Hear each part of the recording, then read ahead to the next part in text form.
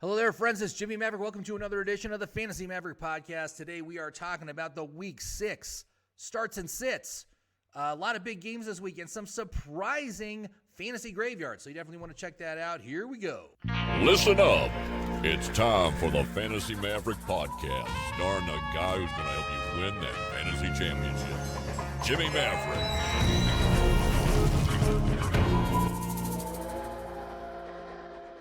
Hello there, friends. It's Jimmy Maverick. Welcome to another edition of the Fantasy Maverick podcast, coming at you from Santa Fe, New Mexico. And before I begin today, if you could please give me a thumbs up, leave a message, share this with your friends, and of course, subscribe. All those things help me with my YouTube algorithm. I do very much appreciate it. And today, we are going to talk about the Week 6 starts and sits.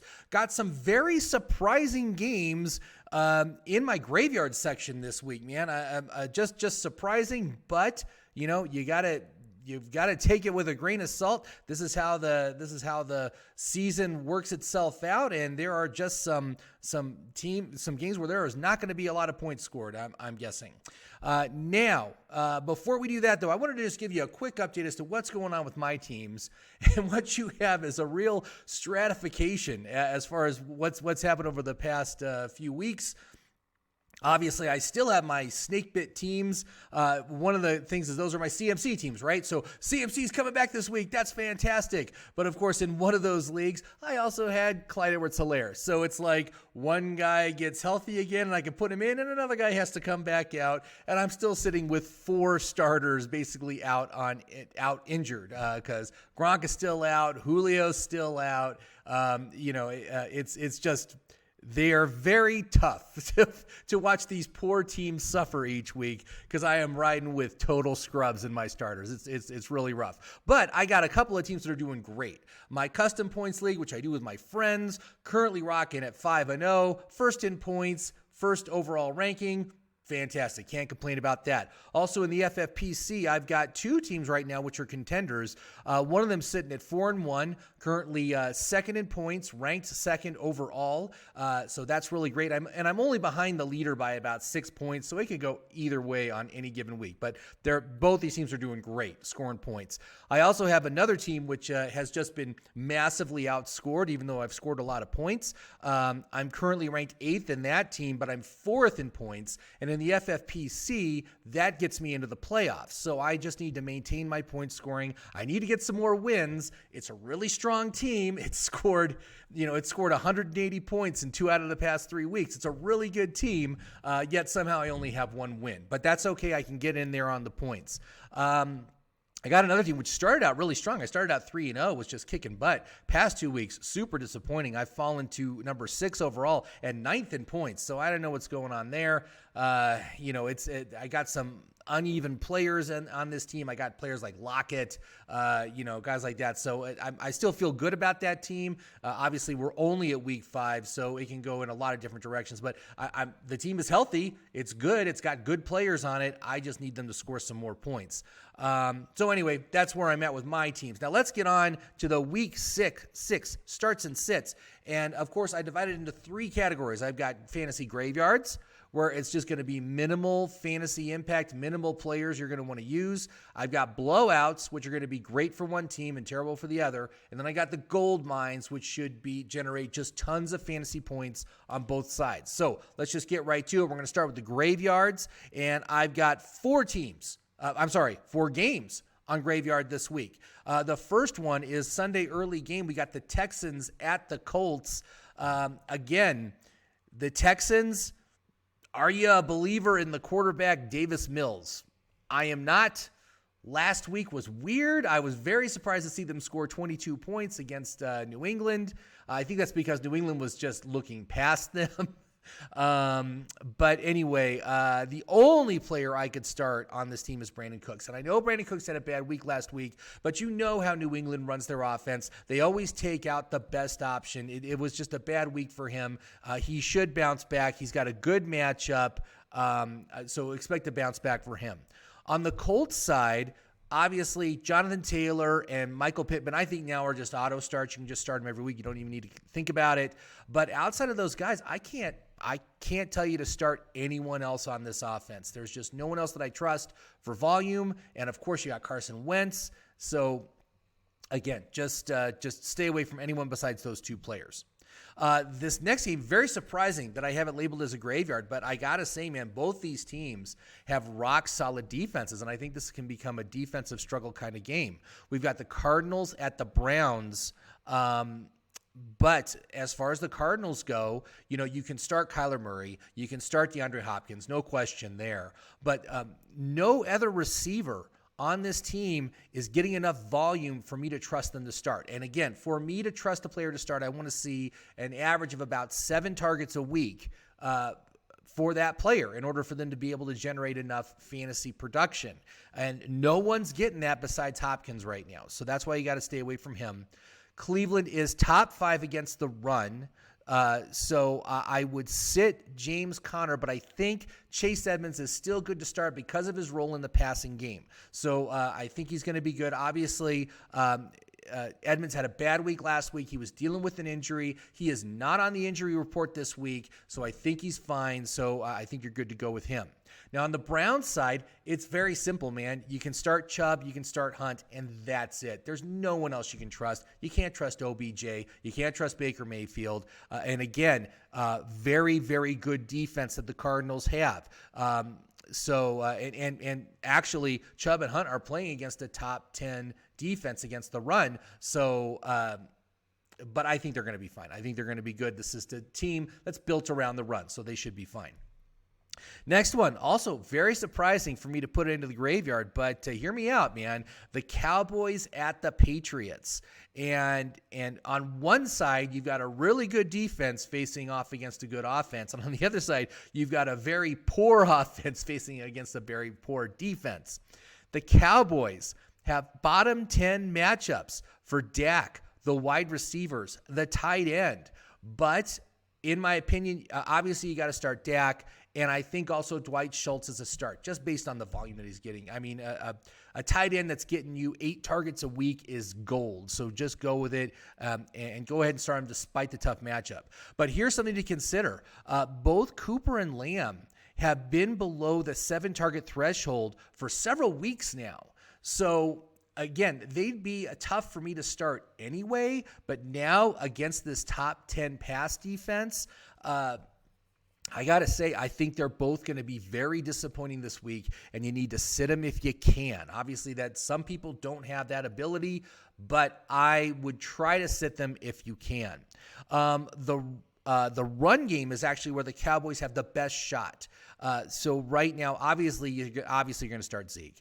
But I also like Pollard in the flex because of his role in the passing game as well. So I think that he could, obviously, if Lamb and Amari Cooper are shut down all game, they're going to have to go somewhere with the ball. I think Pollard is going to be a guy that's going to be much more involved this week, so I do like that. On the Patriots, man, their offense just can't do anything. Last week, they scored 25 points. That's the most points they've scored this season so far. And that was against Houston. And they had a tough time doing that. So again, you really can't, there's really no fantasy value here. I like Jacoby Myers as a start, but only in PPR leagues. But, am I going to trust Hunter Henry because he had one good week? Again, he had 8 targets last week, which was great. But prior to that, he was only getting like 4, 5, 6 targets a week. So I think he could very well go back to that after we're done here. Likewise, the backfield. I don't trust the backfield. It is a plus matchup, though. So maybe start Damian Harris if you're desperate. But I just would try to stay away from all Patriots, except for the defense. Although the defense is going to have their hands full. The final graveyard game is going to be the Seahawks at the Steelers. And, of course, I don't need to remind you that both these teams' quarterback situation are awful right now. Seahawks don't have Russell Wilson, so that's a downgrade for the entire offense. It's Geno Smith now. I do think Metcalf is a start. I think he's going to be good. But I would really not be inclined to start anyone else. Chris Carson's still dealing with that neck injury.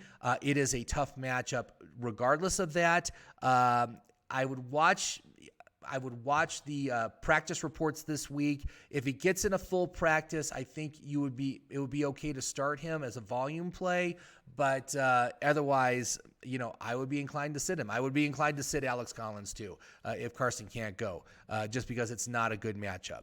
On the flip side, you got Ben Roethlisberger, who just looks like a flaming pile of hot garbage. The guys, obviously, you can trust, Najee and Deontay. Both those guys must starts every week. You don't even really need to question it. If they're healthy, they're playing. Chase Claypool had a big game last week, but he only had 6 targets, so you got to weigh that. But I think he is a flex with a good matchup this week. So go with Claypool for sure. All right, so let's move on to the blowouts. I got 4 games as blowouts this week. The first game is going to be on Sunday early. It's the Rams at the Giants. Obviously, Giants are in pretty sorry shape right now with all the injuries they got last week. The Rams should be great. Great matchup. Very productive. We got Stafford and Henderson with top 10 matchups, so start both of them. Kupp and Woods, auto starts. You don't even need a question about that. I do have Higbee as a sit, despite the good matchup, because I just can't trust his volume. Last week he got 2 targets. You can't start a player that gets 2 targets. You can't do it. So that's it for the Rams. And of course, the Rams defense. Start the Rams defense. I think you'll be good. The Giants, man. I mean, again, can you really trust anybody to start? I think Kadarius Toney. He had a great game last week. Let's try him again this week, but don't expect as much. Daniel Jones is out. Devontae Booker, I think, is also good as a volume play in your flex, but I think that's it. And I don't expect much from either of them either. I don't think it's going to be a good game for them. Next up, we've got the Bengals at the Lions. Now, last week, Mixon was playing through that ankle injury, and luckily he got that touchdown. Otherwise, he would have looked like crap. But he does get a top 4 matchup here. So watch the practice reports this week. I think he still does have the injury designation. So watch the practice reports. If he gets in a full practice, I think he's good to go. If there's any question, I think you could start Samaje Perine. If he's still questionable, I think Perine would be good as a flex. The Detroit defense is top 10 against receivers, but I'm not going to sit T. Higgins or Jamar Chase. No, I'm not going to sit them at all. I do think you should sit Tyler Boyd, though, who just appears to be kind of a third wheel when those two are healthy. So I would put him on your bench if you could. And I think Burrow is a good streaming option at quarterback this week. So go with that. For the Lions, I am putting Hawkinson as a sit right now. His usage has been terrible, and it's a bottom 10 matchup for tight ends. So again, I do have Hawkinson in one of my leagues. I am going to sit him this week in favor of Dawson Knox. So that's where I'm at. But I want to see that volume pick up again, like it was in the first couple of weeks. I don't know what's going on, why they've gone away from him. I do like both DeAndre Swift and Amon-Ra St. Brown, so I think those guys are good for starts, but I would sit everyone else. The next blowout is going to be Packers at the Bears. Chicago. The Chicago defense is top 10 against the quarterback and the running back, but I'm not going to sit Aaron Rodgers or Aaron Jones. That's not going to happen. I'm going to play them. Devontae Adams, auto start. You don't even need to ask about that. But I would sit all the other wide receivers and tight ends on the Packers. It's hard to trust them in good matchups. I don't usually trust them in good matchups. Why would I trust them in a very tough matchup here? So anyway, as far as A.J. Dillon goes, he's been really good the past couple of weeks. Has been heavily involved in the offense, which is great to see. I think I would sit him this week just because it is such a tough matchup. So again, it's a split backfield anyway, but I just don't think things are going to go his way. The Green Bay defense, I do like as a streaming option this week, and I believe I did pick them up in one of my leagues to start this week. As far as the Bears go, that Bears offense is dog crap. They suck so bad. Damian Williams, I think, is a start as a volume play, but I don't think I could start anyone else. Justin Fields got 111 passing yards last week. You can't have any productive wide receivers out of that. So, sit the receivers. Sit Allen Robinson, sit Darnell Mooney. But you can't trust anyone here. Unless you're some kind of a masochist and you want to do that to yourself, then go ahead. The final blowout game is Bills at the Titans, which is the Monday Night Football game. Man, that Bills defense. Holy crap, man. I mean, to me, Bills looking like the Super Bowl champion team this year. It's still early. Obviously, we got a full 17 games to go, but damn, they look good on both sides of the ball. Best defense in the league, in my opinion. For the Bills side, you can start Allen, you can start Diggs for sure. I think Sanders and Knox are playing really well. They're not really getting enough volume for me to be comfortable with, but I do think that they are starts if you need them. Like I said, I'm starting Knox in place of Hawkinson. And then I think Zach Moss is a flex start as well. I think he's good to go.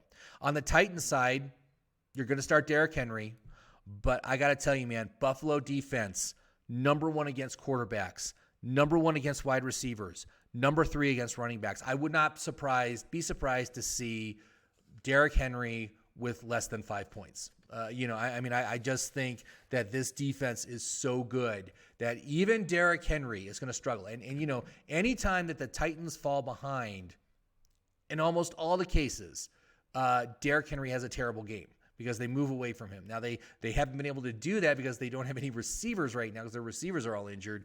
But again, I would sit everyone except for Derrick Henry, and you can just hope that Derrick Henry continues to do what he's been doing, which is pretty amazing.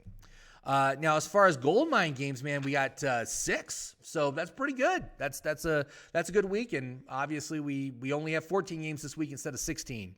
But my goldmine start with the Buccaneers at the Eagles on Thursday night. Yes. Love that the Buccaneers are back on Thursday night. It's going to be, it should be a really good game with the Buccaneers scoring a lot of points. But did you know that the Eagles defense is ranked number 4 against receivers?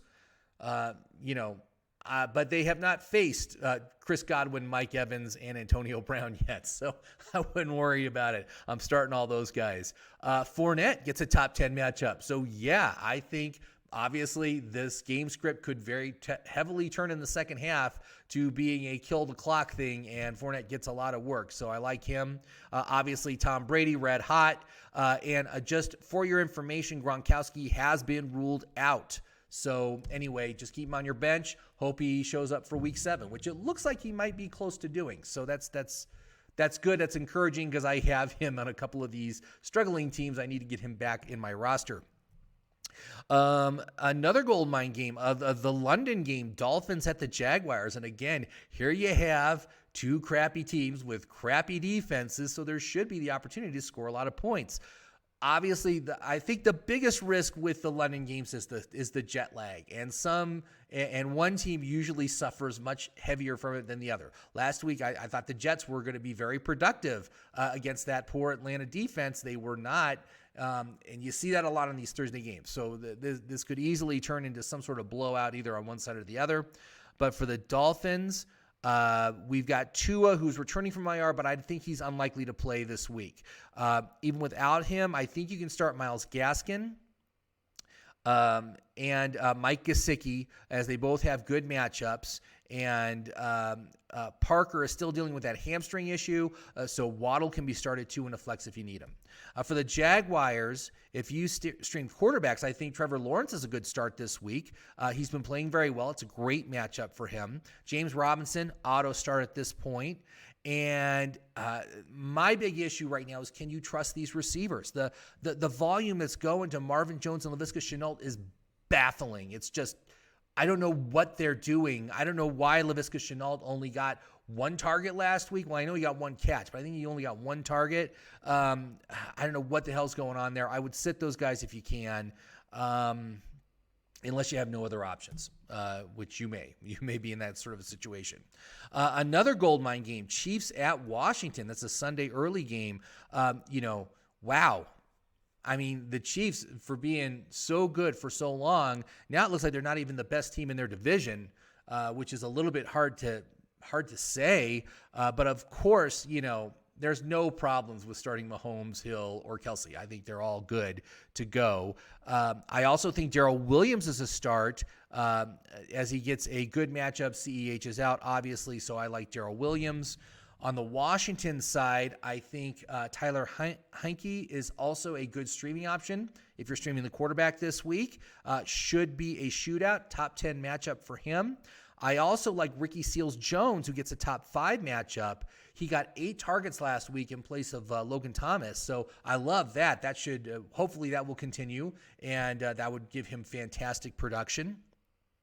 Let's see here. And of course, McLaurin and Antonio Gibson auto starts at this point.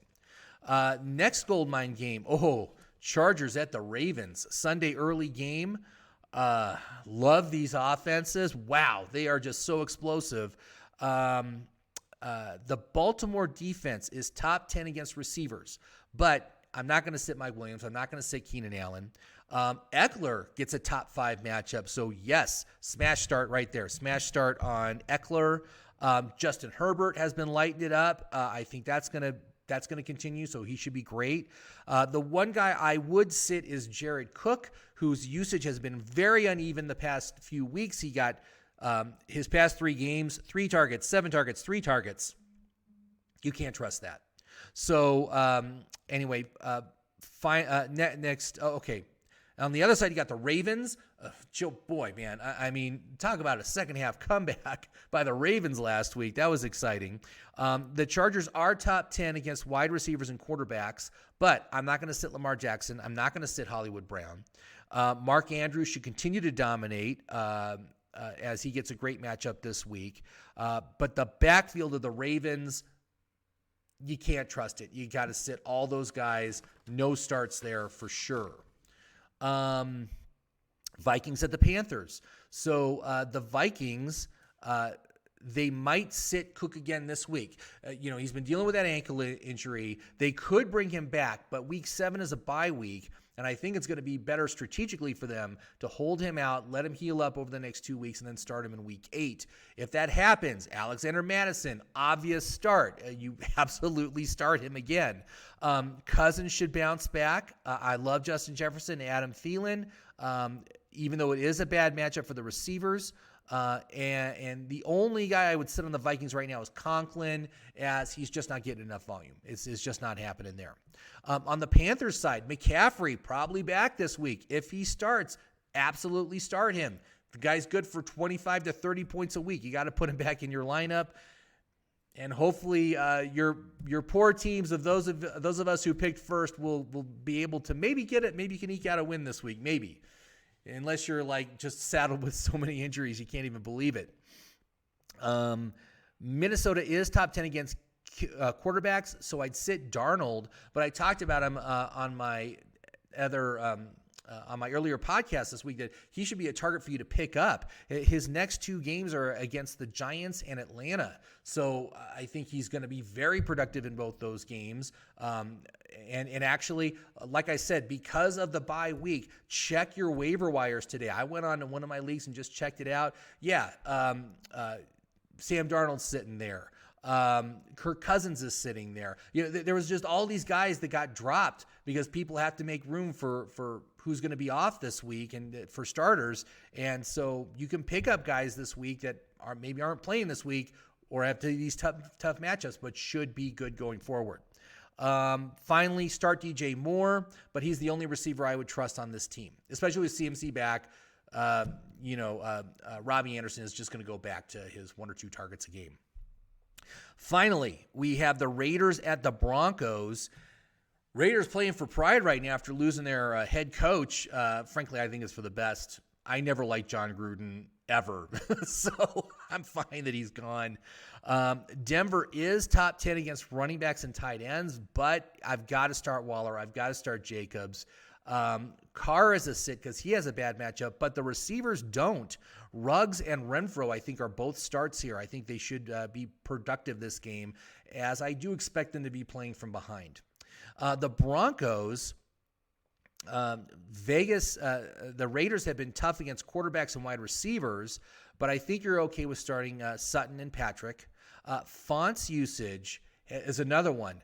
3 targets, 11 targets, 4 targets over the past 3 weeks. Just, you can't trust that.